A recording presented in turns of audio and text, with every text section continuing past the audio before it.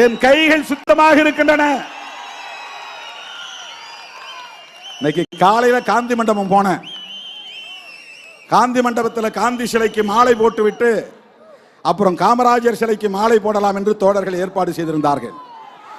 காந்தி மண்டபத்துக்கு போகும்போது போலீஸ் வந்து என்கிட்ட சொன்னாங்க, சார் கவர்னர் வராரு, கவர்னர் வந்து மாலை போட்ட பிறகுதான் மற்றவங்க எல்லாம் போடணும். இப்ப நான் போய் போட முடியாதா? சாரி சார், போட முடியாது. ஏன்? கவர்னர் வந்து போறது 10:30 மணி ஆயிரும். எனக்கு இங்க உளுந்தூர்பேட்டை வரணும். அங்கிருந்து 4 மணி நேரம். மற்றவங்களுக்கெல்லாம் 4 மணி நேரம், எனக்கு 6 மணி நேரம் ஆகும். நம்ம தோழர்கள் அங்கங்க மறிப்பாங்க. ஒவ்வொரு டோல்கேட்லயும் அங்க ஆள் நிற்கும். வழியில நின்று மறிப்பாங்க. நேரம் ஆயிரும். 4 மணிக்கெல்லாம் நம்ம வந்து மேடைக்கு போகணும். அதனால காந்தி சிலைக்கு வாங்கின மாலையும் எடுத்துக்கிட்டு போய் காமராஜர் மண்டபத்திலே எல்லா மாலையும் மொத்தமா வச்சுட்டு அவருக்கு வீர வணக்கம் செலுத்திட்டு வந்துட்டோம். ஆனால் ஊடகங்களில் என்ன எழுதுகிறார்கள்? மேனாள் ஆளுநர் அக்கா தமிழிசை காந்தியை அவமதித்து விட்டார். அப்புறம் காந்தி மது ஒழிப்புக்கு போராடியவர், அவருக்கு இவர் மரியாதை செய்யல, மது ஒழிப்பு மாநாடு நடத்துறாரு, அவருடைய கொள்கைக்கே அது எதிராக இருக்குமோ அப்படின்னு சொல்றாரு. அவங்க என்ன சொல்ல வராங்கன்னா, திருமாவளவன் தினந்தோறும் பாட்டில் திறக்கக்கூடிய ஆள் அப்படின்னு சொல்றாங்க. அக்கா தமிழிசை அவர்களே, நீங்கள் குடிக்க மாட்டீர்கள் என்று நான் நம்புகிறேன். உங்களுக்கு குடிப்பழக்கம் இருக்காது என்று நான் நம்புகிறேன். உங்களைப் போல்தான் நானும், எனக்கு அந்த பழக்கம் இல்லை. நான் தடய அறிவியல் துறையிலே ஒரு அறிவியல் உதவியாளராக, ஒரு இளநிலை விஞ்ஞானி என்கிற பொறுப்பிலே பணியாற்றினேன். அப்ப ஒவ்வொரு 3 மாசத்துக்கும் ஒரு டிவிஷன் மாத்துவாங்க. அதுல ஒரு டிவிஷன் புரோகிபிஷன், மதுவிலக்குத்துறை.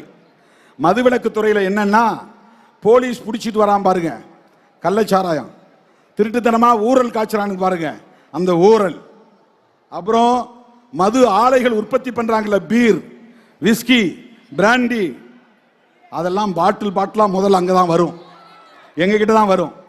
நாங்க பிப்பெட்டு வச்சு உறிஞ்சி அதை குடுவையில போட்டு அதை ஆய்வு பண்ணி அதுல எவ்வளவு ஆல்கஹால் இருக்கு அப்படின்னு கண்டுபிடிச்சு சர்டிபிகேட் கொடுக்கிற இடத்துல நான் வேலை செஞ்சேன். சர்டிபிகேட் கொடுத்தேன். நான் கையெழுத்து போடணும்.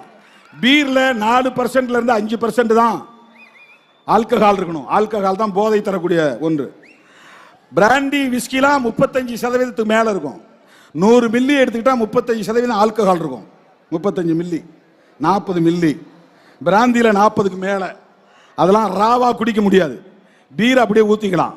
பிராந்தி, விஸ்கில ஏதாவது கலந்து, சோடா கலந்து தான் குடிக்கணும், இல்லைன்னா தண்ணி ஊற்றி தான் குடிக்கணும். ஏன்னா அவ்வளவு கான்சென்ட்ரேட்டட் ஆல்கஹால் இருக்கும், அடர் ஆல்கஹால் இருக்கும். அதில் அது குடலை அப்படியே புண்ணாக்கிரும் அந்த ஆல்கஹால். ஒவ்வொரு நாளும் அதை எடுத்து அதை பிப்பெட் வச்சு உறிஞ்சிடும். விரும்புனா நம்ம உறிஞ்சி குடிக்கலாம், அது யாருக்கும் தெரியாது. டேஸ்ட் பண்ணலாம், யாருக்கும் தெரியாது. ஒரு ஓரத்தில் தான் உட்கார்ந்து வேலை செய்வோம்.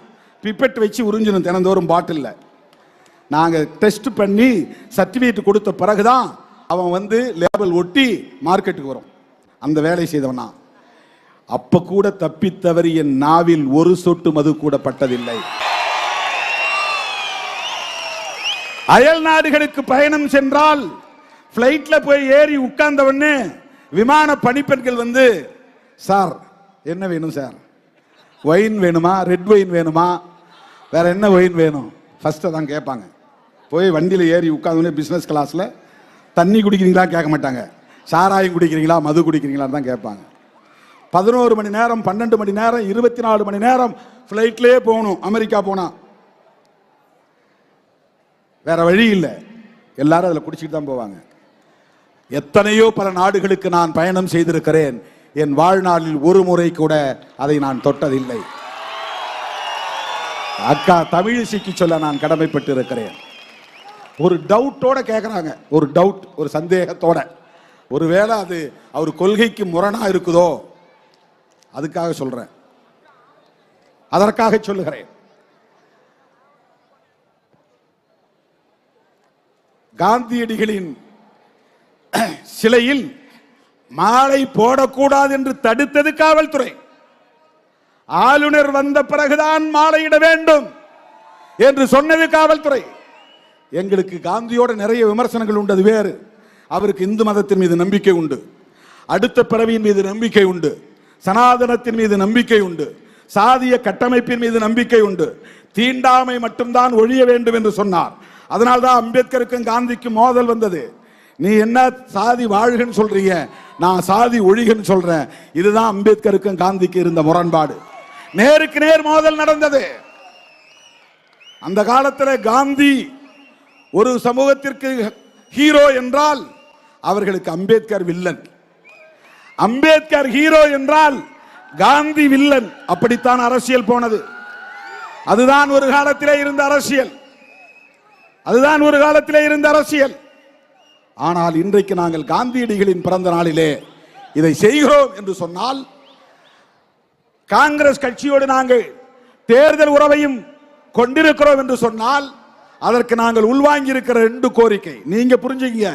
எவன் புரிஞ்சுக்கிறான் புரிஞ்சுக்கலாம், நமக்கு அதை பற்றி கவலை இல்லை. வேற எவனும் புரிந்து கொள்ள வேண்டிய அவசியம் இல்லை.